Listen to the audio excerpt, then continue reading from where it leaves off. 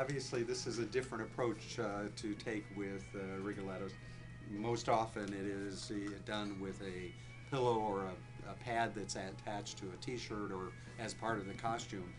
But I think in this case there are probably perhaps two reasons that I think that Jeff, our director, Jeff Buckman, wanted to approach it from this standpoint. Was one, he I think wanted it to feel more real as part of the actual body of Mark in this case, and two, he wants to really set the tone and the concept of what Rigoletto is dealing with in terms of his own body at the very beginning of the opera, and therefore wants the audience to really see the deformity, the hump, in a real way as opposed to hidden under a costume. So I think those are probably the two reasons to approach it this way, and it will be interesting to see how it works. Yeah, he talked about one scene where he wants Jill to be watching me with my hump, with your hump exposed, and her reaction to me, as opposed to the servant's reaction to me, where the servant is it's more put off by it, but she's accepting. I'm trying to think of exactly.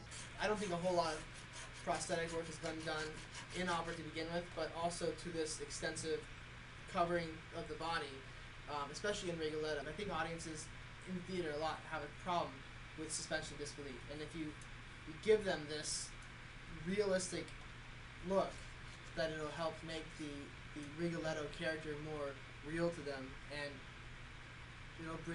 it will bring opera more into the 21st century.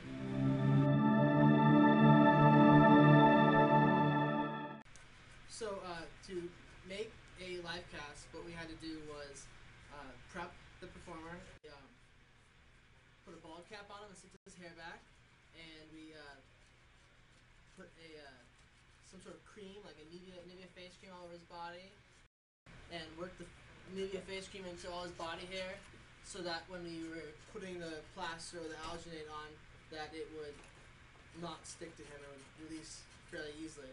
And we put layers of plaster bandages over his back and created like a seam here.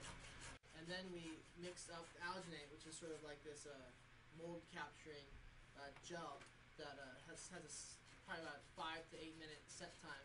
And we mix that up and we smear that all over his face. And then once we had that on, we put more plaster bandages over that. Once we have this together, we put the one piece like so, and another piece like so, and we fill the inside with a hard plaster. And once that's set and hardened, we have this finished live cast in front of you that we just have to clean up and sand down and smooth down so we can start sculpting clay to create the prosthetics on top. So we're going to sculpt this by hand, we're going to sculpt the shoulder piece by hand. We're going to do a somewhat distorted face. It's going to wrap around the side of his face this way, probably encompassing his nose, his cheekbone, to make him look semi-deformed. Because of the wear and tear that's going to go on, because of the extensive natures of this particular appliances, we are going to have to make more than one appliance, just so if something happens, something tears, and the application of it, we have a backup.